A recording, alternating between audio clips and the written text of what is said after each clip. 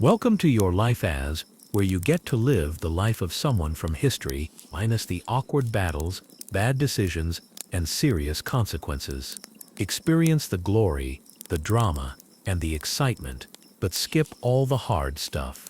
We're talking about the perks, the power, and none of the hassle. Each week you'll step into the past and live a legendary life, without worrying about the messy details. So buckle up, hit subscribe, and get ready to live the life without the headaches. Welcome to Your Life as Napoleon Bonaparte. You think you want to be me? Oh, you want to be me? Really? You want to be the guy who got exiled to an island so small it could barely hold the ego I inflated over a lifetime? Sure. Come on, take a seat. You know, it's hilarious how people think they want my life. Napoleon Bonaparte, the man, the myth, the legend, but mostly, the delusion. Yeah, I could have been the greatest ruler the world ever saw, except, surprise, I was my own worst enemy. It's funny, actually, everyone thinks it's all conquests, power, and sitting on thrones. But let me give you a little reality check. I started life as a short, awkward Corsican nobody, and ended up as a tiny man in a ridiculous hat who couldn't stop screwing everything up. And this is the guy you want to trade places with. Bravo. You probably think I was some kind of genius strategist, right? That I outsmarted everyone at Waterloo, or that I stormed into Paris like some unstoppable force of nature, and that the world just couldn't handle my greatness. Newsflash, it was more like I stumbled into it. If it weren't for a whole lot of lucky breaks and a fair amount of people being dumb enough to think I knew what I was doing, I'd still be a glorified military school dropout, playing with toy soldiers in the mountains of Corsica. But here we are, and I'm somehow Napoleon Bonaparte, a name synonymous with military genius, even though half of my victories were more about my enemy's incompetence than my brilliance. You think you want my power? You think the throne is some shiny, glorious thing? Let me paint the picture for you. It's not so much a throne as it is a high-stakes game of Jenga where every piece you pull out makes everything more precarious. You might think you're on top of the world, but what you don't realize is that the higher you go, the less solid the foundation is. I built an empire, sure, but I also lost it in a flash. It's like someone gave me the world's greatest toy set, and I broke it the second I touched it. And then there's the irony. Oh, the irony. I was called the Emperor of France, like it was some grand, awe-inspiring title. Let me tell you something. It's just a glorified job description. Emperor of France. Yeah, sounds cool, right? But when you get down to it, I was more like the manager of a dysfunctional empire that was one bad decision away from collapsing. And spoiler alert, that decision came in the form of Russia. Don't even get me started on that mess. I thought I was invincible, and well, look how that turned out. It's like the universe decided to play a sick joke on me. You want to conquer the world? Sure. Here's a frozen hellscape to remind you that your hubris has limits. But it wasn't just Russia. No. I had this whole Napoleonic code thing going on. Sounds nice, doesn't it?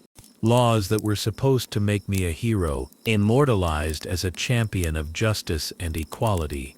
Hilarious. What it really did was set me up as a tyrant who couldn't stop himself from micromanaging every aspect of an entire continent. That's right.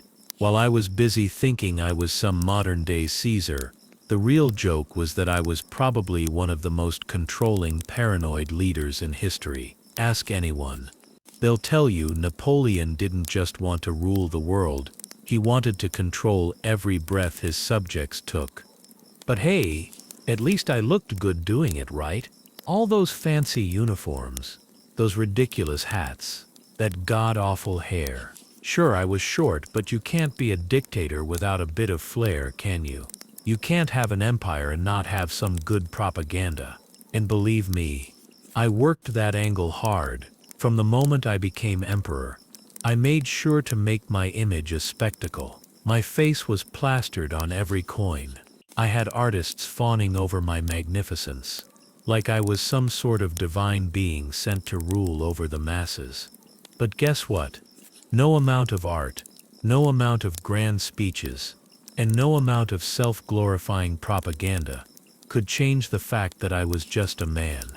A man who made poor decision after poor decision, and oh yeah, ended up exiled to a tiny island with nothing but my thoughts and a bad reputation. But hey, go ahead, idolize me. Build monuments to me. Wear my name like a badge of honor. That's the real kicker. Even in death, I got what I wanted. I was immortalized, but not in the way I imagined. I'm not remembered for brilliance. No, I'm remembered for being a cautionary tale. Look at Napoleon, they say. See what happens when your ego gets bigger than your army. But I bet you're still thinking it wouldn't happen to you. So go ahead, make your trade. Trade your comfortable, mundane existence for a life of constant war, pressure, and regret. Sure, you'll get to wear the crown for a while, feel the power surge through your veins, and strut around like you're on top of the world. But trust me, it doesn't take long before that crown feels like a millstone hanging around your neck. You think you can handle it? Sure, maybe for a while, but in the end, you're just another person who got too full of themselves and didn't know when to step back. So, yeah, you really want to be me? Hey, come on, take a seat. I'll just grab my tiny hat and my broken empire and make you feel at home in my legacy of nothing. So let's rewind to the start. You know, the part where people like to romanticize my rise to greatness as if I was born with a sword in my hand and an empire waiting for me to conquer it. Spoiler, I was born in Corsica, a place so irrelevant at the time that it couldn't even be bothered to have its own real identity. Just a tiny island off the coast of Italy, and I, Napoleon Bonaparte, was somehow supposed to save it. Oh, look at little Napoleon, people must have said. He's gonna be a big deal someday. Yeah, right. I was just another average awkward kid trying to fit into a world where no one cared about me, least of all the French. Born to a family of nobodies with an ego that could barely stretch beyond the island's borders, I had one real gift: making people think I was something I wasn't. See, I wasn't even a French citizen at first. I had to fight for that, much like I fought for my entire life. Corsica was my childhood, and let me tell you, it's hard to be taken seriously when the only thing you have going for you is a surname that sounds like a bad brand of pasta. Oh. Napoleon Bonaparte, what a joke. You could almost hear it in the way the French aristocracy snickered behind my back.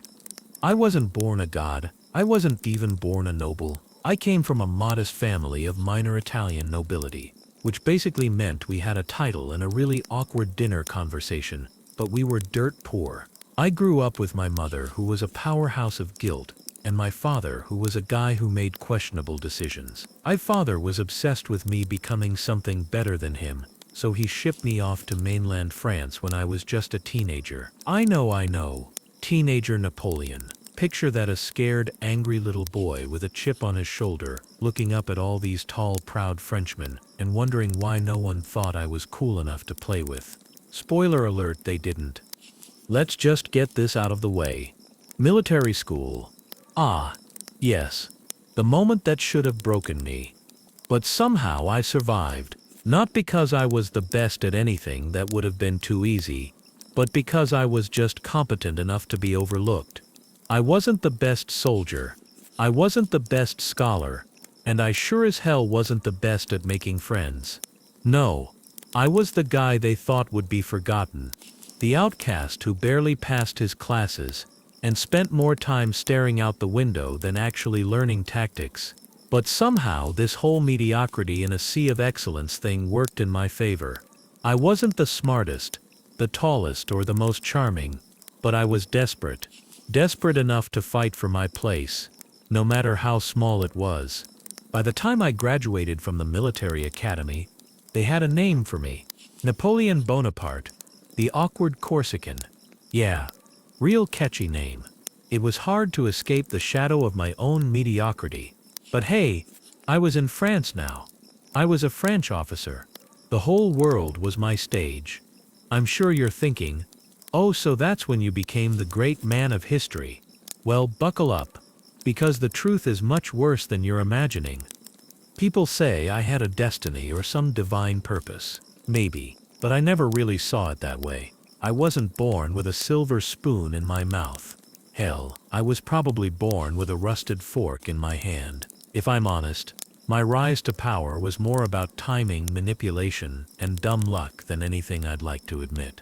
It's the sort of thing that makes you question every so-called destiny anyone else claims to have. Maybe the gods were on my side, but mostly, I was just in the right place at the right time, and I wasn't about to let that go. But back to my so-called origins. Corsica wasn't exactly Rome. It was a tiny island that no one really cared about, and the only reason the French wanted it was because they had to. So there I was, an awkward kid with too many emotions and a chip on my shoulder, sent to fight for a piece of land that was barely worth the paper it was written on. And guess what? It worked. For a while at least. As the story goes, I took that little reputation and turned it into something big, right? Not exactly. What happened was more like I stumbled across an opportunity and didn't have the good sense to turn it down. Let's face it, I wasn't some prodigy. I just had the world hand me a few things, and I grabbed them as fast as I could. Honestly, I couldn't tell you how I managed to wiggle my way into positions of power. You know the drill, all the right alliances, some well-placed compliments, a few enemies crushed underfoot, and before long, I wasn't just Napoleon from Corsica. No, I was Napoleon, Emperor of France, a name on the lips of every person who wanted to pretend they saw me coming. But here's the kicker, I didn't see myself coming. So you see, this great story of mine, it was a bit of luck, a bit of deception, and a whole lot of empty ambition. You want to trade places with that? Sure, enjoy the ride. But when it all falls apart, and trust me, it will, don't say I didn't warn you. The so-called glory is just a thin coat of paint on a crumbling, poorly built house, and that's where we'll be headed next. The rise that shouldn't set have worked. Alright, here we go. The part where history starts pretending I was this brilliant tactician, some unstoppable force marching through Europe with a trail of victory behind me. It all looks great in the textbooks, doesn't it? I, Napoleon, military genius, the man who shaped Europe. What they don't tell you is that my rise to power wasn't some grand plan. It was more like a series of fortunate accidents, like a drunken dance where I somehow ended up with the best partner. Let's break it down. I'm in France now, a man who's somehow earned the respect of just enough people to get some attention. Military service? Sure. I did that. Did I shine? Not really.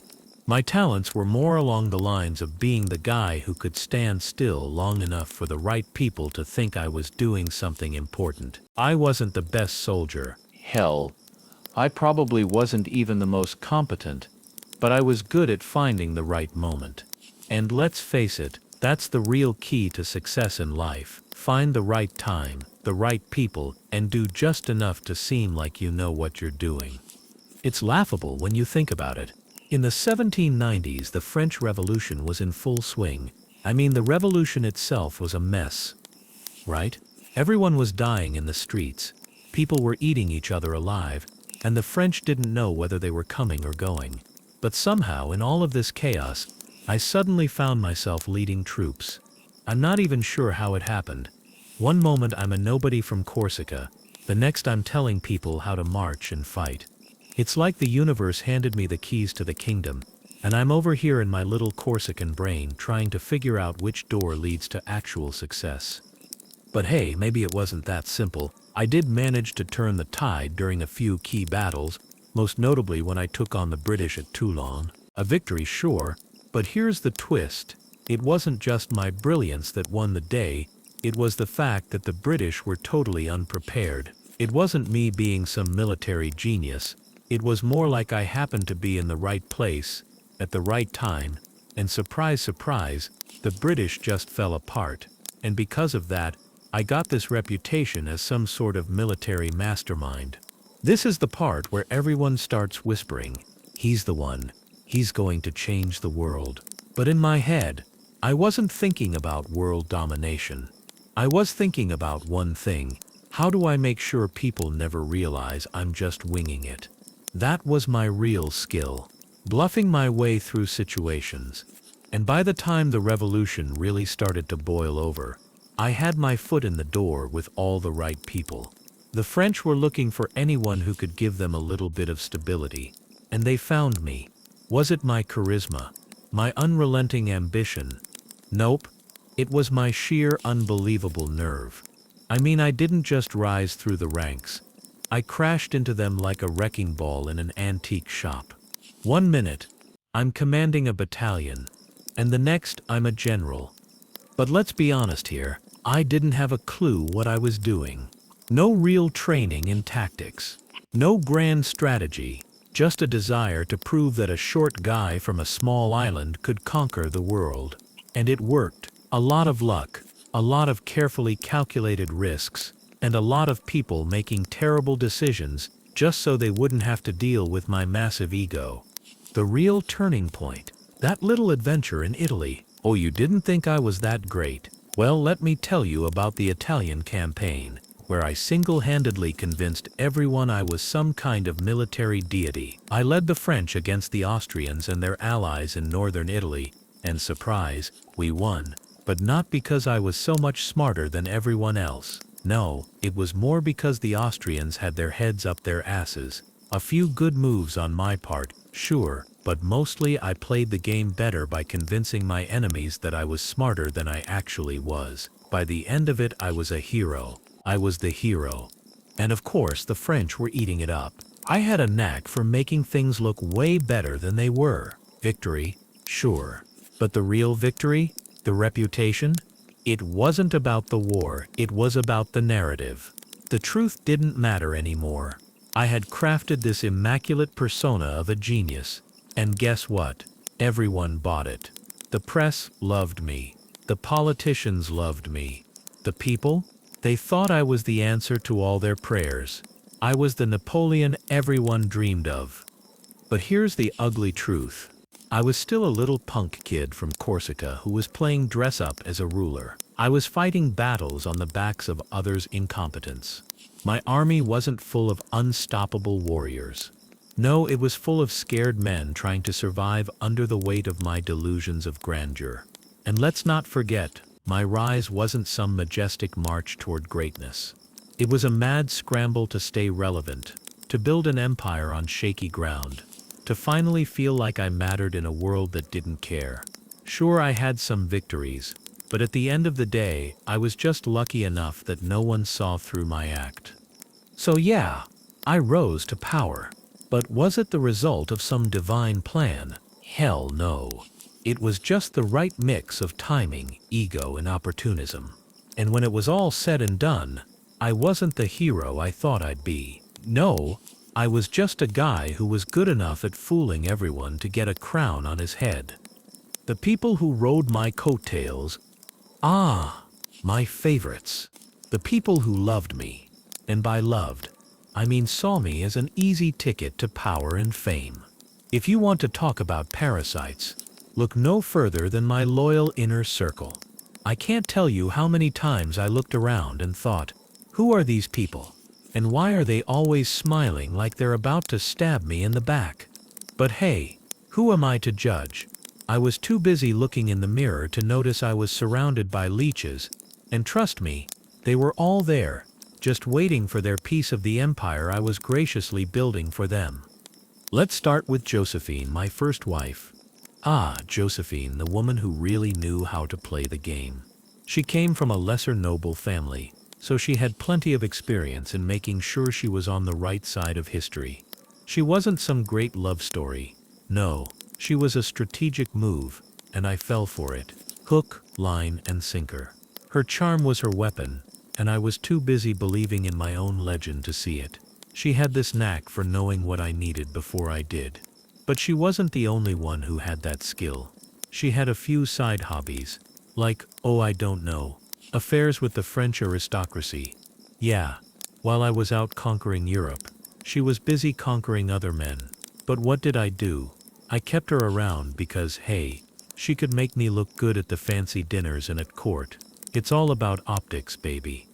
And then there's Talleyrand, my foreign minister. Talleyrand, the man who could sell ice to an Eskimo and stab you in the back with a smile. Talleyrand, this guy was a snake, and I knew it. Everyone knew it. But what could I do? He had power, and I needed his smarts, so I let him whisper sweet nothings into my ear. You know, like how to navigate through the French political nightmare, and how to make sure I looked like a god while he manipulated everyone behind the scenes. He was so good at it, I almost wanted to take notes. But again, my empire wasn't about competence. It was about perception. As long as people thought I knew what I was doing, that's all that mattered. And Talleyrand made sure everyone thought I was the mastermind. Sure, he was running his own schemes, but he made me look like the puppet master. And I was too busy chasing my own shadow to notice that he was pulling all the strings. And of course, let's not forget the military advisors. Oh, the military advisors who I am absolutely certain thought they were the true geniuses behind my victories. They were like that one guy in a group project who does absolutely nothing but takes all the credit when the project is a success. I couldn't have won some of my biggest battles without them, but I sure as hell didn't have to thank them for the strategy. I was the one with the big ideas, the flashy speeches, the Napoleon brand. They just followed along like good little soldiers, knowing full well they'd be the first to claim victory if I won, and the first to run when I lost. And let's talk about my siblings. Yeah, those charmingly ambitious little parasites who thought they could ride my coattails into the history books. Joseph, my brother, was so busy thinking he'd make a great king that he didn't even notice I had already conquered Europe.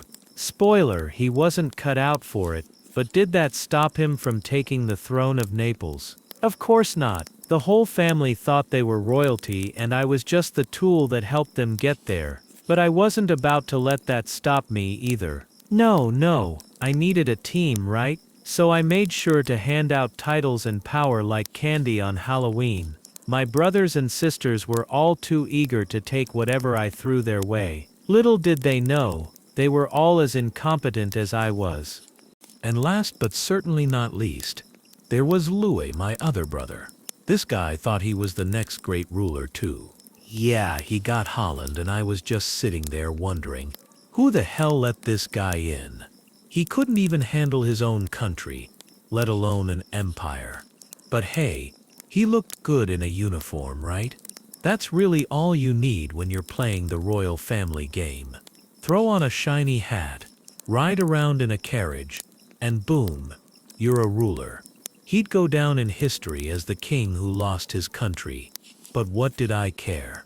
He was still my brother, still my pawn in the game, and I had no problem throwing him under the bus when things got tricky. The reality of all these great people around me. They were all using me just as much as I was using them. But hey, in the end, who came out on top? I did, right? I was the emperor.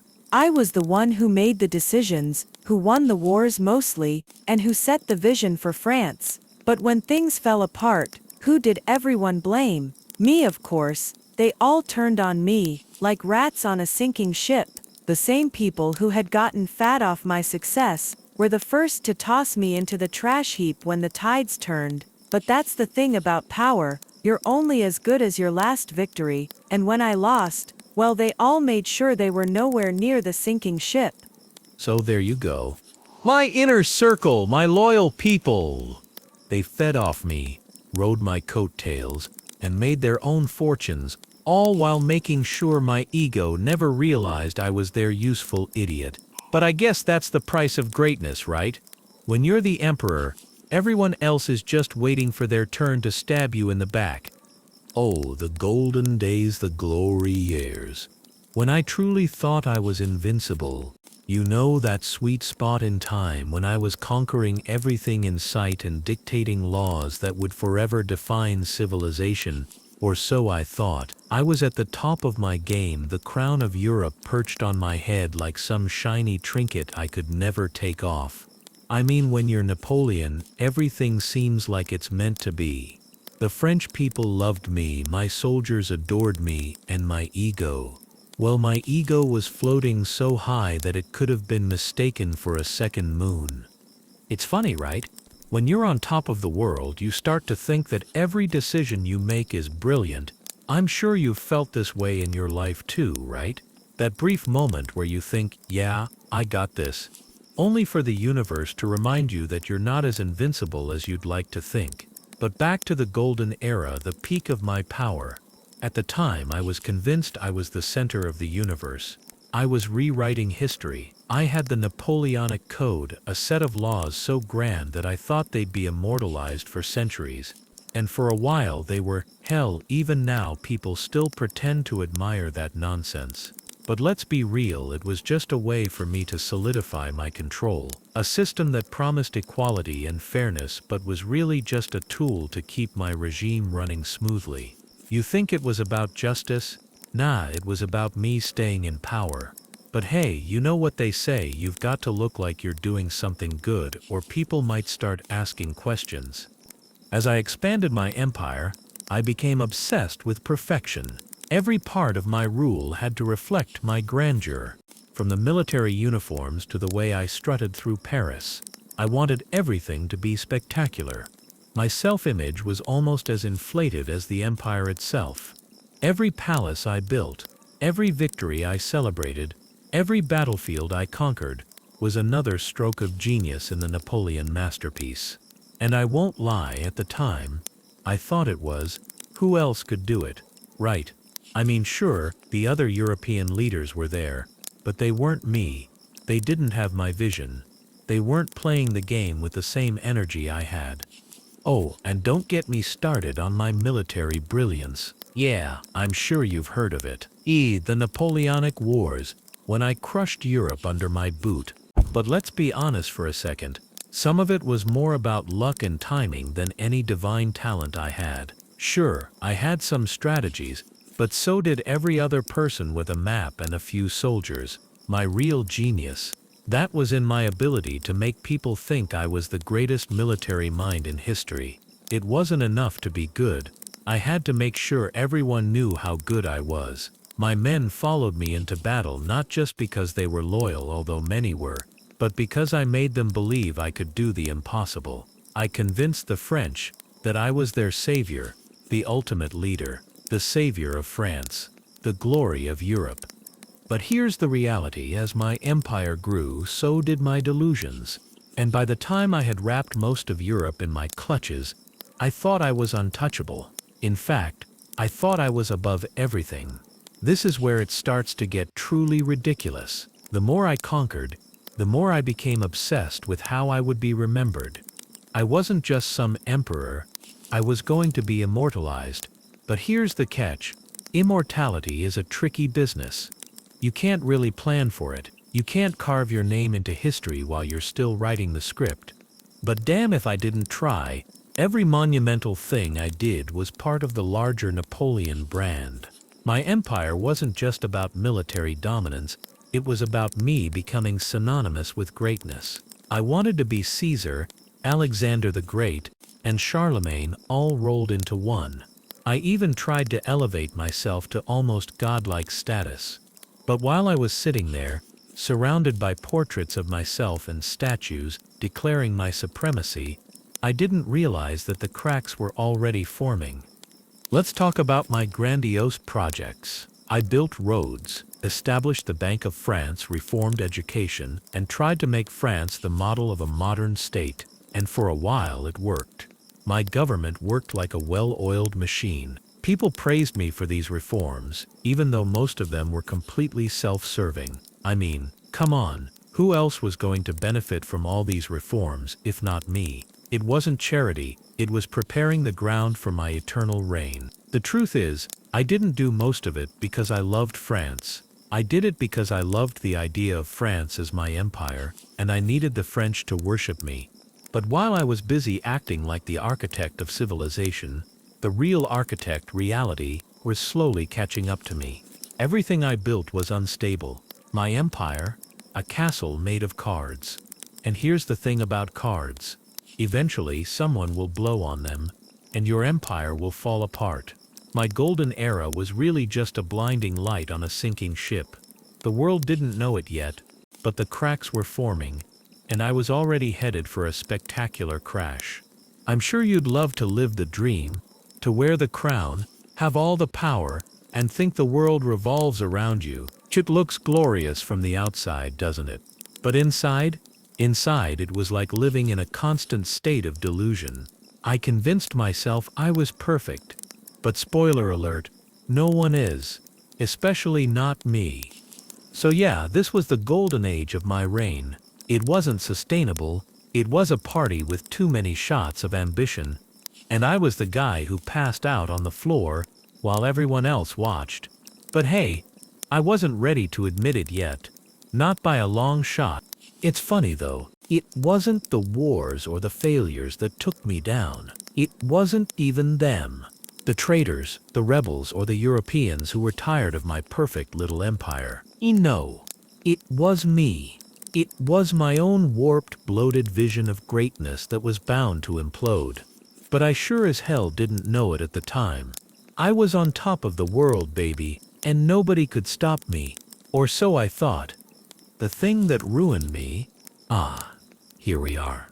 The tragic punchline. You're probably thinking, this is where he comes clean, right? Where the cracks in the facade finally show through. You bet your ass it is. But let's not get ahead of ourselves. I thought I was untouchable. And you know what? That was the problem. When you think you're untouchable, when you think you can do no wrong, there's only one way that story ends. Poorly. And for me, it ended in Russia. Oh yes, my beloved Russian campaign. The most disastrous decision I ever made. That, my friend, was the fatal flaw. The thing that doomed me. It's funny, really. I had just crushed Europe under my boot and established an empire that stretched from Spain to Poland. And what do I decide to do next? Take on Russia. You'd think by that point I'd learned a lesson, right? That you don't poke the bear. But no, I had this brilliant idea that I could conquer all of Europe. Every single inch of it. I didn't think about the terrain, the weather, or the reality of the situation. I thought, I've conquered everything. Why not Russia? They're just another obstacle. Oh, how naive.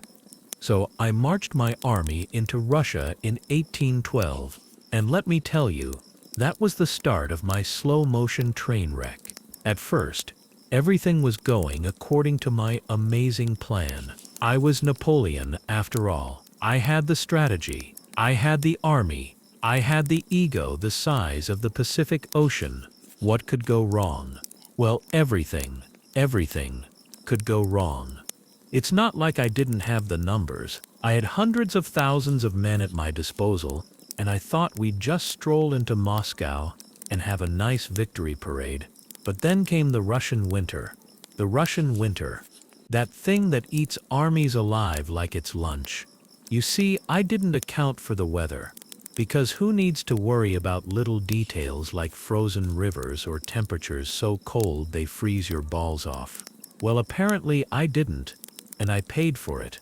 The Russians burned Moscow to the ground, forcing me and my troops to retreat. But the worst part, we didn't just retreat in defeat, we retreated in a disaster. My army? A shattered, frost-bitten mess of men who were half-starved, freezing, and demoralized. It was like watching my own empire disintegrate before my eyes. But the true kicker, I didn't admit to the failure. I didn't look at the situation and think, maybe this is the end of the road. No, I was too busy trying to keep up the illusion. I couldn't let people see that I was vulnerable. So, I spun it, like I spun everything. I told my people that we were still victorious, that the campaign was a strategic withdrawal. A withdrawal. What a joke. The only thing I withdrew from that campaign was any sense of dignity. And I didn't realize it at the time, but that was the moment my empire started to crumble. Slowly but surely. But this wasn't just a blip on the radar. It wasn't just one bad decision in a sea of victories. No, this was my fatal flaw. Overconfidence. I didn't know when to stop. I didn't know when to leave well enough alone. I kept pushing, thinking that I could take on the world and come out unscathed. Well, guess what? No one can. Not even me. And that's what I couldn't face. I couldn't admit to myself that I was human, or that I had limits, that I too could fail. I thought I was invincible. And that's what ultimately made me destroy everything I worked for. The Russian campaign wasn't just a military failure. It was the beginning of my entire downfall. Oh, you know the saying, pride comes before a fall. Well, let me tell you, that fall hurts. It hurt physically, it hurt mentally, and most of all, it hurt my ego. And that, my friend, is the thing I could never recover from. By the time I finally realized that my empire was collapsing, it was too late. The damage had been done. I had spent all my time building my grand vision, obsessing over my legacy, and pushing everyone around me to give more, do more, sacrifice more, and in the end I was just a man who had bitten off more than he could chew. But I wasn't about to back down. Oh no! My final act of delusion? The 100 days. Yeah, after being exiled to Elba, I thought, why not try again? Maybe this time it'll work. Spoiler alert. It didn't. I escaped, returned to France, and tried to reclaim my throne, as if the world was just waiting for me to come back. What I didn't realize was that no one had the same Napoleon fever I once had. The people who had once cheered for me now saw me as a washed-up tyrant. The world had changed, and I hadn't. My comeback? A sad little attempt at regaining something that was already lost. But hey, it was nice while it lasted, right? In the end, my downfall was simple. I couldn't stop. I was like a man chasing his own shadow, thinking that if I just ran faster, I could catch it. But in reality, I was just running toward my own destruction. And that's the sad irony. The very thing that made me great, my overwhelming ambition, was the thing that broke me. You'd think I would have learned by then. But nope, by the time I realized that I couldn't fix the wreckage I'd created, it was too late. Now let's talk about how I became a meme. You know, the part where I went from the Napoleon to the punchline of history. Oh, don't give me that look. You didn't think my fall was going to be all graceful, did you? Nah. If you want to talk about the most glorious self-sabotage in history, it was my grand descent into public ridicule. I was once feared by kings, admired by soldiers, and then I was wearing a ridiculous hat and becoming a caricature of myself. It started with my exile to Elba. Sure, I tried to make it sound like some great act of martyrdom, but let's be real, it was just the universe telling me to take a seat. You've had your fun, it said. Now sit down and shut up. And what did I do? I tried to come back, of course. Oh, didn't I? The 100 days, my last desperate attempt to reclaim my throne. I returned to France, and what happens? Do the French rejoice at the sight of their glorious emperor? Well, some did, but most of them, they'd gotten over it. They didn't want the empire I was offering. They'd had enough of me and my warmongering ways. They had no interest in my Napoleon fever anymore. The joke was on me, but I was too far gone to realize it.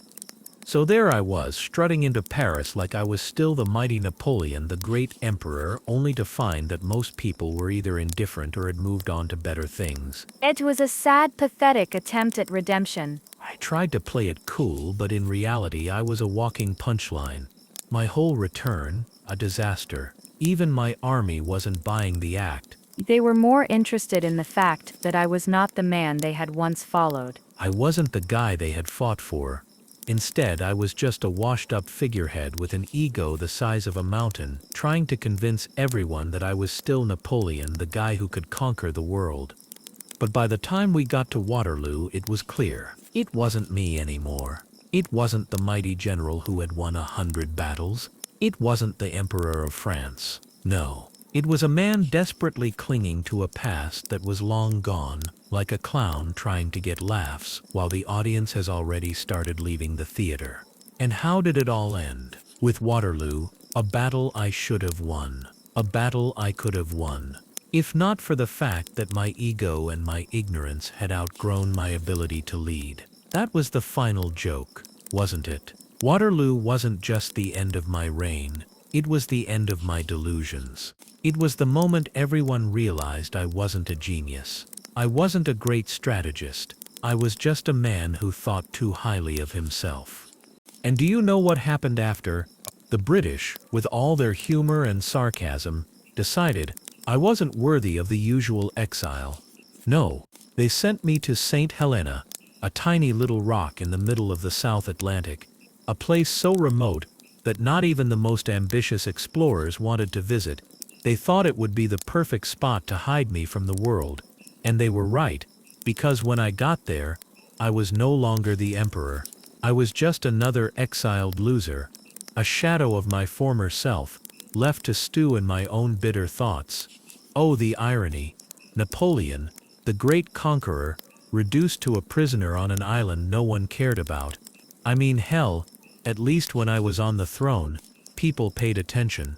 At St. Helena, I was nobody. But even then, I couldn't stop. Oh no, I still convinced myself that I was some great historical figure. I mean, I had to. If I didn't, what else was there? I had spent so many years convinced that I was the center of history, that I couldn't face the truth, that I was just a man who had overextended himself, too blinded by his own ambition to realize when to stop. And let's talk about the final irony, how my public image has been shaped since my death. People still call me a military genius. Some so-called historians even worship me like I'm some kind of sacred cow of strategy. Seriously.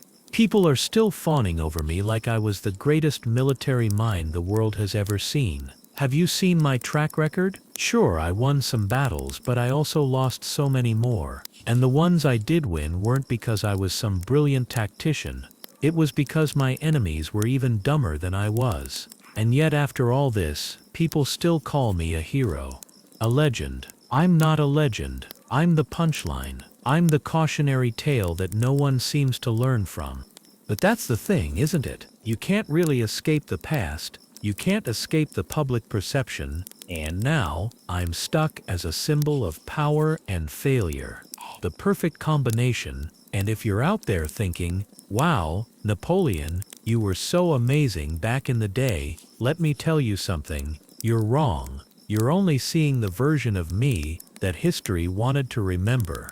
The grand conqueror, the great emperor. But I was so much more than that. I was also the clown, the joke, the man who thought he could change the world and ended up breaking it. And let's not forget, I did it all while wearing a ridiculous hat.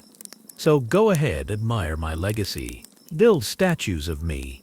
Write books about how I almost saved the world. Just know that I was just like any other person who thought they were invincible until I wasn't. And when that moment came, it wasn't as graceful as you'd think. It was an embarrassment. And I'm the one who has to live with it forever. Ah, my enemies. Let's talk about the people who were supposed to bring me down, the ones I spent so much time fearing and scheming against. But here's the thing about enemies. Sometimes, the ones you think are your biggest threat are just a bunch of clowns with bad timing.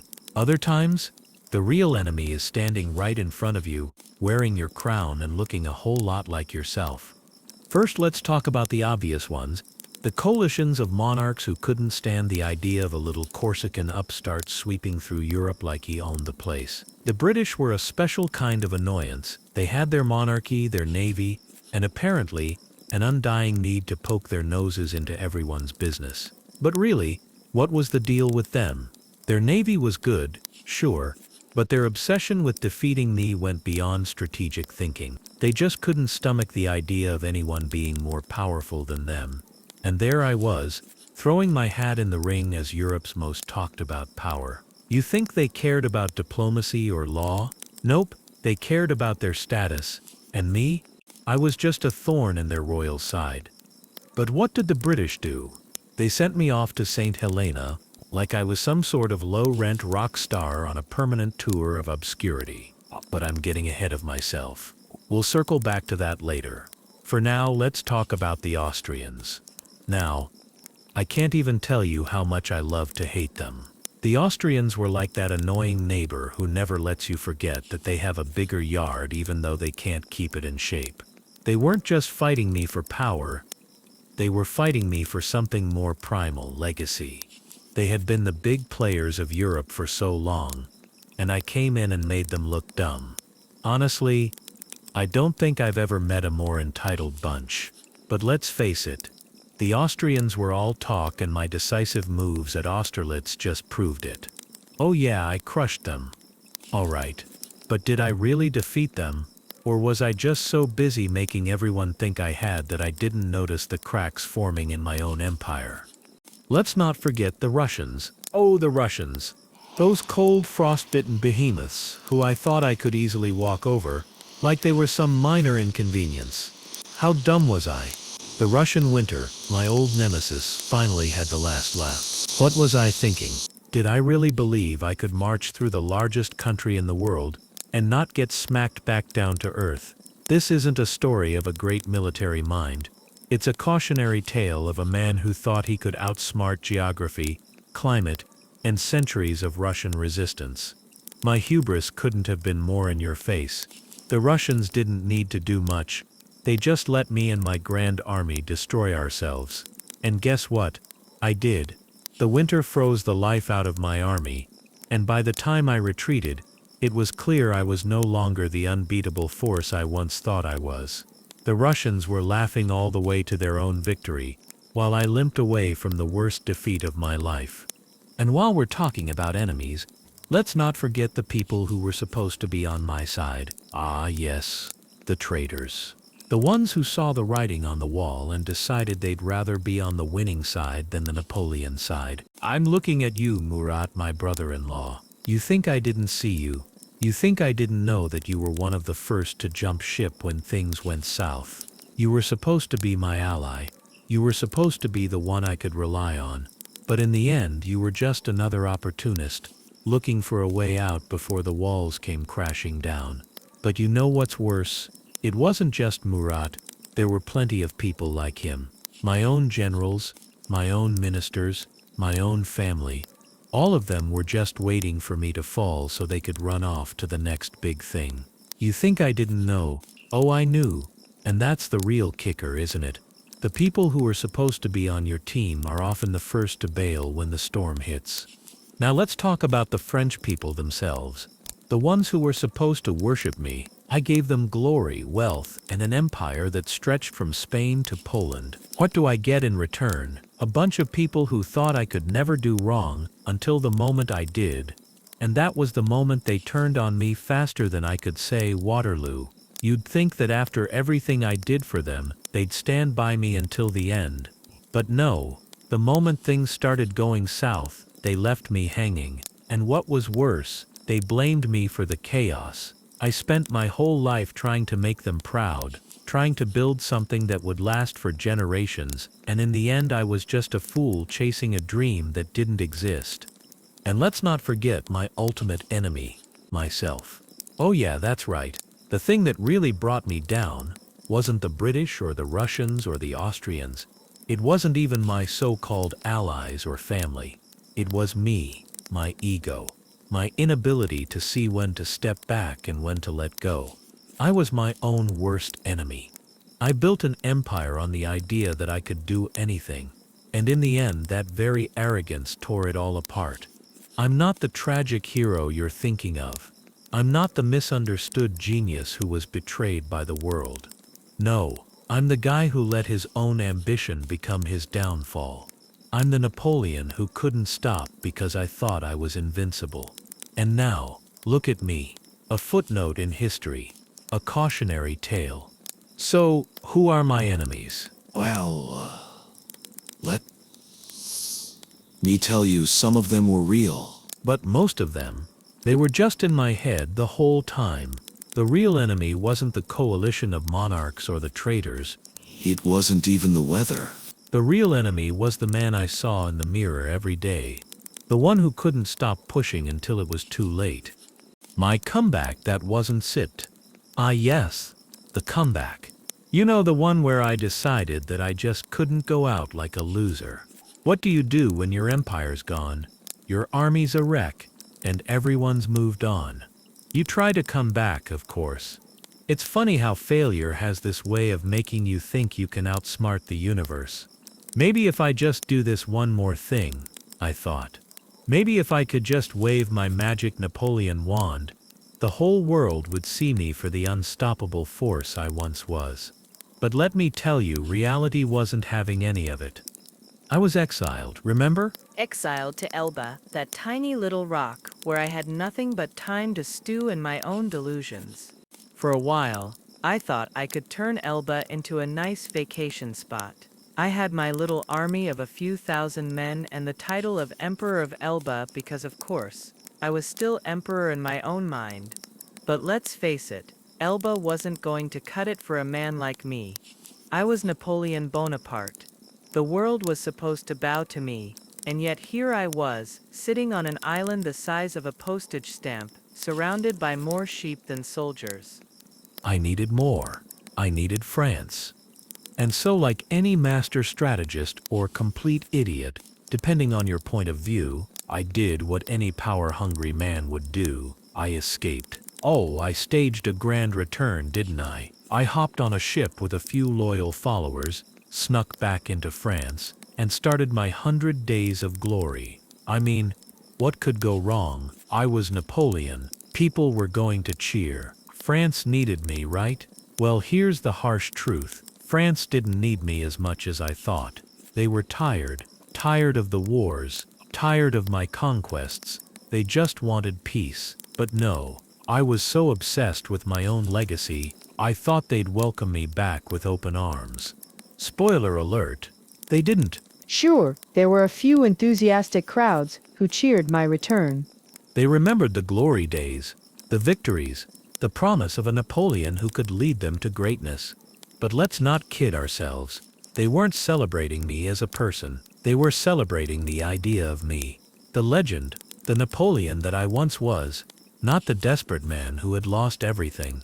When I returned to Paris, it wasn't with the triumph of a conqueror. It was like being an aging rock star who thought he could still sell out arenas, only to find the crowd was full of people who didn't care about the band anymore. And then came Waterloo. Ah, Waterloo. The final joke, the ultimate disaster. You'd think, after everything I had been through, I would have learned some humility. Right, wrong. It was Napoleon, the comeback kid, and I still believed I could pull off something miraculous. But this time, reality had different plans. Everything that could go wrong did. The weather was bad. The British were ready. My forces were disorganized. And guess what? My enemies, the ones I thought I had defeated, came back with a vengeance. That's when it hit me. I wasn't the conqueror anymore. I wasn't the conqueror anymore. I wasn't the conqueror anymore. I was just an old man trying to hold on to something that was already slipping through my fingers. I thought I could take on the world, but the world was done with me. And when I finally lost at Waterloo, I didn't just lose a battle. I lost my place in history. I wasn't the emperor. I wasn't even a man with any real power. I was just a failure, a has-been. The joke of Europe. So I did what any failed emperor would do. I tried to run. I thought I could escape again. Oh, that this time the British had me locked in a tiny cell on the island of St. Helena. This was no vacation, no hero's exile. This was the end of the road. And you know what the worst part was? I had no one left to impress. No army to command. No battles to win. Just me, my delusions, and a tiny island where I would rot away, a bitter shell of the man I once thought I was. But let's not pretend this was a quiet death. No, I still had to pretend like I mattered. I still had to tell myself that I was Napoleon, the man who would go down in history as the greatest military mind the world had ever seen. The world wasn't buying it, but I wasn't ready to face the truth. So I spent my final days convincing myself that my legacy was immortal, that I would be remembered as a man who changed the course of history. And hey, in a way I was right. They still talk about me today. They still celebrate my so-called genius. But what they don't tell you is how I died on that island. Not as a hero, but as a man obsessed with his own glory. A man who couldn't stop chasing the very thing that destroyed him. And that's the thing about comebacks. You think you can beat the system, but the system already has you figured out. You can't outrun the consequences of your own arrogance. And so I was exiled to my death. The once great Napoleon reduced to nothing more than a historical lesson on how not to be. But hey, you still want to be me. Right. Go ahead. Enjoy the short-lived glory, the empty victories, and the endless battle with your own ego. You can have it. Because in the end, it's just one giant, tragic comeback story that never really came back at all. But don't worry, I'm still here. You're still reading about me. Even when the empire's gone, the legend never really dies. It just becomes a joke. And believe me, I'm laughing right along with you. The end I earned. Alright, here we go. The moment you've all been waiting for, the grand finale. The end. You know, it's funny how the end of a great man's story is usually the part that gets romanticized. People talk about the fall of the empire with a sense of sadness, as if I was some tragic figure who had it all, only to lose it in a twist of fate. But here's the truth, my end was exactly what I deserved. I didn't go out with a bang. I didn't go out with glory. I didn't go out with the respect I thought I was entitled to. I went out in isolation, on a tiny island, with nothing but my own self-obsession to keep me company. If that's not poetic justice, I don't know what is. Let's talk about the end, shall we? It wasn't a glorious death on a battlefield surrounded by the ruins of the empire I built. No, that would have been too kind. I was sent to St. Helena, a little dot in the middle of the South Atlantic, a place so far removed from the grandeur I once thought I had that it might as well have been another planet. I wasn't even worthy of a respectable prison. I was stuck in a crumbling, god-forsaken little outpost in the middle of nowhere, surrounded by a handful of loyal servants and an ocean of bitter solitude. This, my friends, was the end of the great Napoleon Bonaparte. The whole situation was pathetic. You think I'd be spending my final years in reflection, contemplating my legacy, trying to reconcile with my own hubris. But no, I was still in denial. I spent my days surrounded by a small, sad court of former allies who weren't even trying to pretend they were on my side anymore. My health deteriorated, but I still thought I could somehow charm my way back into the history books. Even as I grew weaker, my ego refused to shrink. I convinced myself that I was Napoleon, the eternal emperor. I was a living legend, even as the last flickers of my empire burned out. What did I do with my time on St. Helena? Did I reflect on my mistakes? Did I realize that my greatness was a construct, a story I told the world to cover up the insecurities I had always carried inside me? Yeah. That would have been too easy. Instead, I spent my days entertaining delusions of grandeur, still obsessed with my own image. I had my medical advisors, but they couldn't stop me from drinking myself into a stupor with my own self-pity. I convinced myself that I would still be remembered, that my name would live on forever. Sure, maybe it would, but it wasn't going to be the kind of immortality I was hoping for. I had so much unfinished business, unfinished dreams of reclaiming my empire, unfinished schemes to outsmart the world. But it was too late. There was no army left, no resources, no power, just me, my faded glory, and a constant reminder of how far I had fallen. It was the death of a man who had convinced himself he could outrun time. And time had other plans. I never did get my second chance. My comeback didn't materialize. I never got to reclaim my throne. I never got to see the world bow to me one more time. Instead, I died in exile, alone. In 1821, at the age of 51, I breathed my last on that miserable little rock. They say I died from stomach cancer, but honestly, it felt like a slow death by 1,000 cuts, each one inflicted by my own decisions, my own arrogance. My empire wasn't just lost in battle, it was lost in my own mind long before I ever set foot on that island. But you know what the real punchline is? Even after I died, my legacy continued. For a while, I was celebrated as some kind of martyr, a tragic hero who died too young and too misunderstood. Historians continued to paint me as a visionary, even though I was the guy who couldn't see past his own ego. I had a museum dedicated to me in Paris, statues of my mighty self erected in every corner of France, and my name, my face was plastered everywhere. All these romanticized versions of me made me seem like a man who was too great for the world, a genius who had been misunderstood by everyone around him. But let's not kid ourselves. The truth, I wasn't misunderstood. I was unpredictable, ambitious, and completely out of touch. I was a man too full of himself to recognize when it was time to stop. The thing is, when you're gone, history gets to write the ending. They decide how you're remembered. And they did what they always do. They turned me into a story. They turned me into a myth. But they never told the whole story. They never told the part about how I destroyed the empire I had fought so hard to build. They never told you how in the end I was a tragic figure. But I earned it. That ending, the end I earned, it was the perfect one for a man like me. You get exactly what you deserve when you think you're above everything. So how did I go out, a king without a crown, an emperor without an empire, a man who thought he could change the world, and ended up just changing his own fate?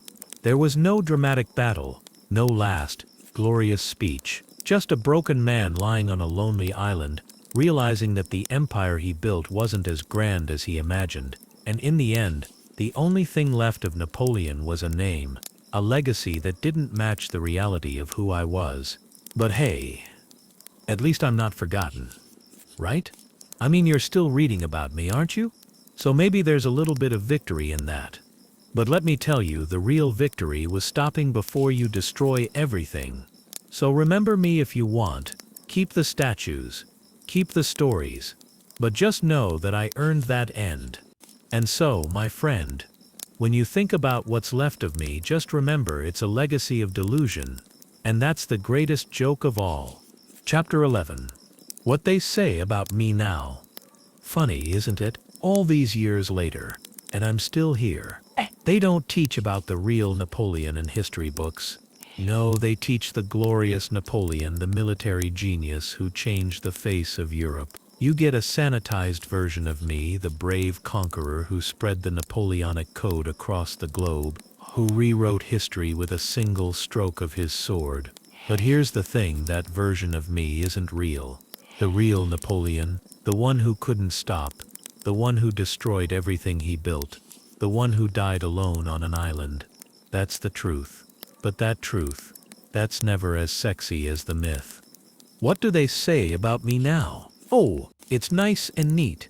People still name things after me. Oh, cities, citadels, museums.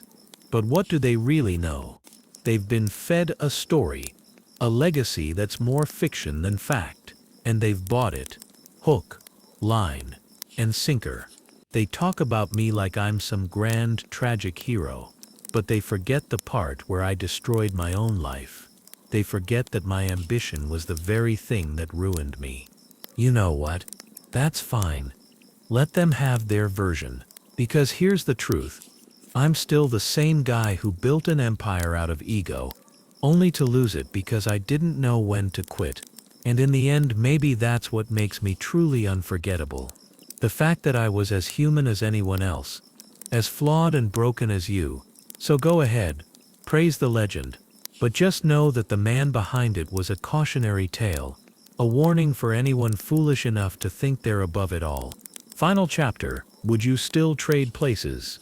So here's the million-dollar question. Would you still trade places with me?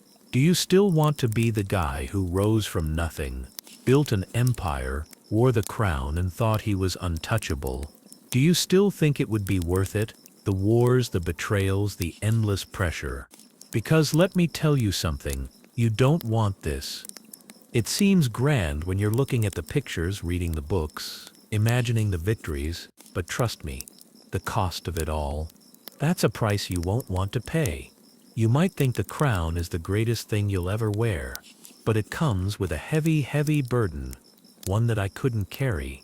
And in the end, it wasn't worth it.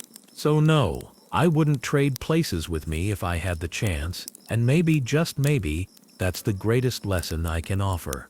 Don't chase the glory without realizing what comes with it, because when the lights fade and the cheers die down, what's left? Nothing but a broken man trying to hold on to a legacy that was never really his to begin with.